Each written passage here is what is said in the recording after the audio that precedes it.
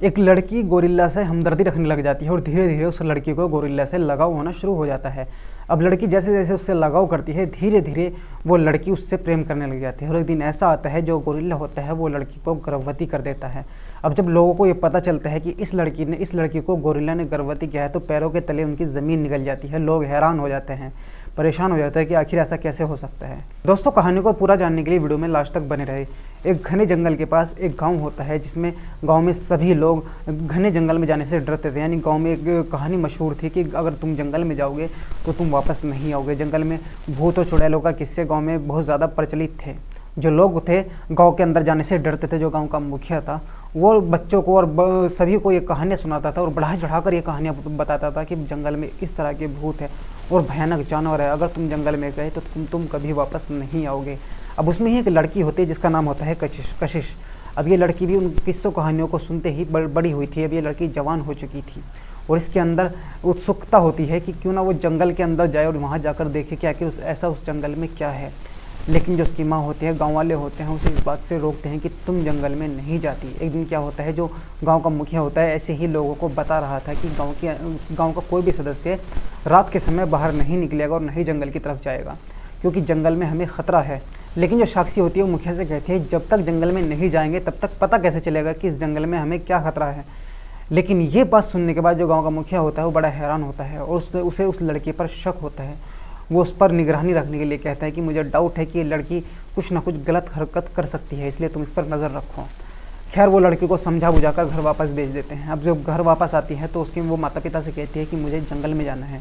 तो उसके जो माता पिता है वो बहुत उस पर गुस्सा करते हैं, उनसे मना करते हैं कि तुम ऐसा नहीं करोगे और नहीं जंगल की तरफ जाओगी।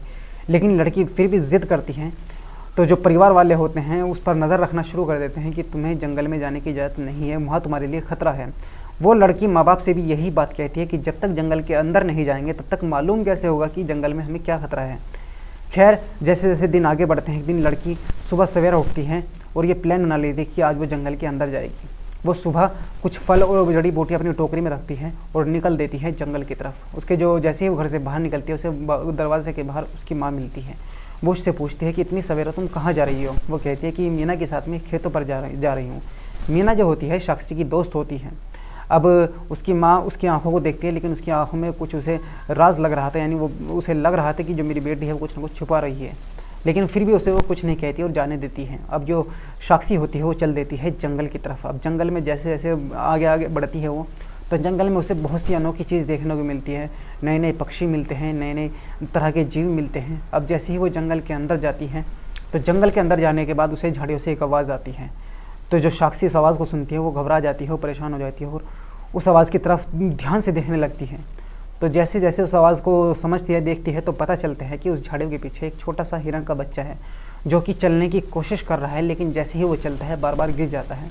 अब उसे देखने के बाद जो मीना होती है उसके अंदर थोड़ी हिम्मत आती है और उस बच्चे के पास जाती है, उससे वो खेलने लग जाती है। कुछ समय उसके साथ बिताने के बाद वो फिर आगे चल देती है। अब जैसे ही वो आगे बढ़ रही थी तो दोबारा उसे फिर से एक झाड़ियों से आवाज़ आ रही होती है। अब ये आवाज़ थोड़ी अलग होती है, थोड़ी मोटी आवाज़ होती है और थोड़ी ज़्यादा खतरनाक आवाज़ होती है। जो कशिश होती है ये आवाज़ सुनने के बाद और ज़्यादा घबरा जाती है और परेशान हो जाती है कि आखिर ये किस चीज़ की आवाज़ है। धीरे धीरे वो किसी पेड़ के पीछे छुपने की कोशिश करती है, उस आवाज़ को देखने की कोशिश करती है कि आखिर ये किस चीज़ की आवाज़ है, आखिर इस झाड़ी के पीछे आखिर है क्या। अब साक्षी उस आवाज़ की तरफ पूरी ही ध्यान से देख रही थी तो उस झाड़ियों के पीछे से एक गोरिल्ला निकलता है। अब गोरिल्ला जब निकलता है तो गोरिल्ला निकलकर साक्षी की तरफ बढ़ना शुरू कर देता है क्योंकि गोरिल्ला ने साक्षी को पहले ही देख लिया था। अब साक्षी बड़ी घबराती है और डरती डरती उस गोरिल्ला को देखती रहती है। लेकिन गोरिल्ला के चेहरे को देखकर ऐसा लग रहा था कि जैसे कितना मासूम जानवर है। उसके पैर जख्मी हुआ था, यानी ऐसा लग रहा था किसी शिकारी की वजह से इसके पैर पर जख्म लगा है। वो जैसे कि मीना साक्षी की तरफ दोस्ती का हाथ बढ़ाने के लिए, यानी उससे हमदर्दी के लिए साक्षी की तरफ बढ़ रहा हो। साक्षी थोड़ी कंफर्टेबल फील करती है और गोरिल्ला को देखती रहती है। तो जो गोरिल्ला होता है साक्षी के पास आकर कुछ ही दूर पर उससे बैठ जाता है और उसे कुछ नहीं कहता। अब साक्षी जब ये सब देखती है तो उसमें थोड़ी हिम्मत आती है और वो पेड़ के पीछे से निकलकर गोरिल्ला के सामने आ जाती है और गोरिल्ला को देखने लग जाती है। गोरिल्ला उसे बड़ी ही मासूमियत की नज़रों से देखता है और जो जिस पैर पर उसके जख्म लगा होता है वो उसकी तरफ कर देता है। कशिश होती है, वो समझ जाती है कि ये जो गोरिल्ला है ये जख्मी है और इसे मेरी मदद की ज़रूरत है और हो सकता है मैं इसकी मदद भी कर सकती हूँ कुछ।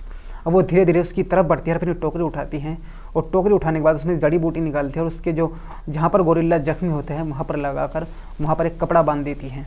अब गोरिल्ला जो होता है वो उससे हमदर्दी करने लग जाता है, वो उसके साथ में खेलने लग जाता है। अब लड़की जो होती है उसके अंदर थोड़ी हिम्मत आती है, वो गोरिल्ला को देखने लग जाती है। वो समझती है कि ये जो गोरिल्ला है मुझे कोई नुकसान नहीं पहुंचाएगा। अब गोरिल्ला के साथ में ही वो वहाँ पर कुछ वक्त बिताने लग जाती है। धीरे धीरे शाम होने लग जाती है तो जो लड़की होती है उसे एहसास होता है कि सूरज छिपने वाला है, क्यों ना मुझे अब गाँव की तरफ चलना चाहिए। अब जैसे ही वो गाँव की तरफ बढ़ती है तो वो गाँव का रास्ता भूल चुकी थी। वो इधर उधर गाँव का रास्ता तलाश करती है लेकिन उसे गाँव का रास्ता कहीं पर भी नज़र नहीं आता। इसलिए वो सोचती है कि मुझे आज रात यहीं रुकना पड़ेगा और वो अपने आप को सेफ उस गोरिल्ला के साथ में ही समझती है। वो सोचती है कि मुझे इस गोरिल्ला के पास ही रहना पड़ेगा। वो गोरिल्ला के पास ही रुक जाती है और पूरी रात उस गोरिल्ला के पास रहती है और एक पेड़ पर जाकर सो जाती है। जैसे ही सुबह उसकी आंखें खुलती है तो जो गोरिल्ला होता है उसके सामने बैठा हुआ होता है। लड़की बिना घबराए उठती है और उस गोरिल्ला के साथ में खेलने लग जाती है। अब थोड़ी देर उसके साथ में खेलने के बाद वो अपनी टोकरी उठाती है, उसमें से वो खाना लेकर आई थी वो खाना खाती है और जो गोरिल्ला होता है उसे भी खिलाती है। खाना खाने के बाद वे फिर से जंगल में टहलने लग जाते हैं। जो गोरिल्ला होता है उसे जंगल के और अंदर ले जाता है ताकि वो उसे कोई नई नई चीज़ें दिखा सके। जो लड़की होती है पहले तो घबराती है लेकिन वो गोरिल्ला पर भरोसा करके उसके साथ में जंगल की तरफ चल देती है। जैसे ही वो धीरे धीरे अंदर जंगल में जाते हैं तो उसे कई जंगली जानवर मिलते हैं और एक सांप भी मिलता है जिससे जो गोरिल्ला होता है उसकी जान भी बचाता है। लड़की को पूरा भरोसा हो चुका था उस गोरिल्ला पे कि ये गोरिल्ला मुझे कोई नुकसान नहीं पहुंचाएगा। अब जंगल में अंदर जाने के बाद जो गोरिल्ला होता है एक पेड़ पर चढ़ता है और वहाँ से कुछ फल तोड़ कर लाता है और लड़की को देता है। लड़की भी खाती है, गोरिल्ला भी खाता है। दोनों फल खाने के बाद जो लड़की होती है कुछ दिन उस गोरिल्ला के साथ ही बिताती है। अब जब कुछ जैसे ही कुछ दिन हो जाते हैं लड़की गोरिल्ला से कहती है कि मुझे अब गाँव की तरफ जाना होगा। ऐसा लग रहा था कि जैसे गोरिल्ला उसकी बात समझ रहा हो, लेकिन वो फिर भी इशारे से गोरिल्ला को समझाने की कोशिश करती है कि जो मेरे गांव वाले हैं वो मुझे तलाश कर रहे होंगे, इसलिए मुझे अब गांव की तरफ जाना होगा ताकि गांव वाले मेरे लिए परेशान ना हो। गोरिल्ला उसे नहीं रोकता लेकिन ऐसा लग रहा था कि गोरिल्ला उसे भेजना भी नहीं चाहता।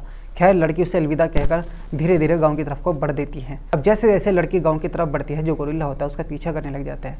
अब जैसे ही लड़की गांव की सीमा पर पहुंचती है तो वो पीछे मुड़ के देखती है तो जो गोरिल्ला होता है उसका पीछा कर रहा था। वो फ़ौरन लड़की गोरिल्ला के पास जाती है और उससे कहती है कि मुझे गाँव में वापस जाना पड़ेगा, लेकिन तुम गाँव के अंदर नहीं आ सकते। अगर तुमने ऐसा किया तो गांव वाले तुम्हें जान से मार देंगे, इसलिए तुम्हें वापस जंगल में जाना पड़ेगा। मैं तुमसे मिलने फिर आऊँगी। लड़की जैसे तैसे उसे इशारों से अपने समझाने की कोशिश करती है।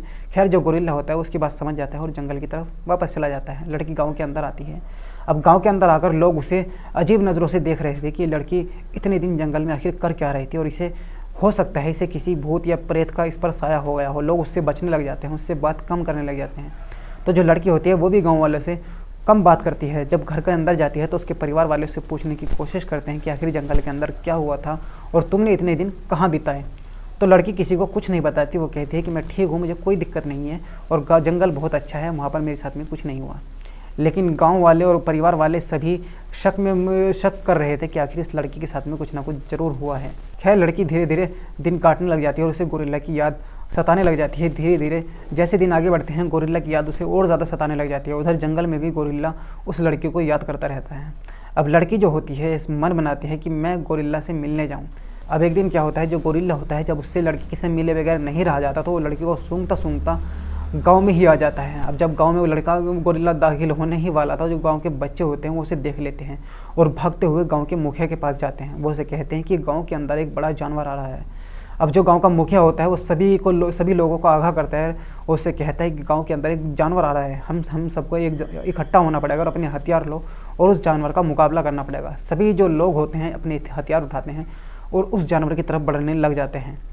अब जैसे ही वो उस जानवर को देखते हैं यानी गोरिल्ला को देखते हैं, वो उस पर हमला करने की तैयारी कर लेते हैं।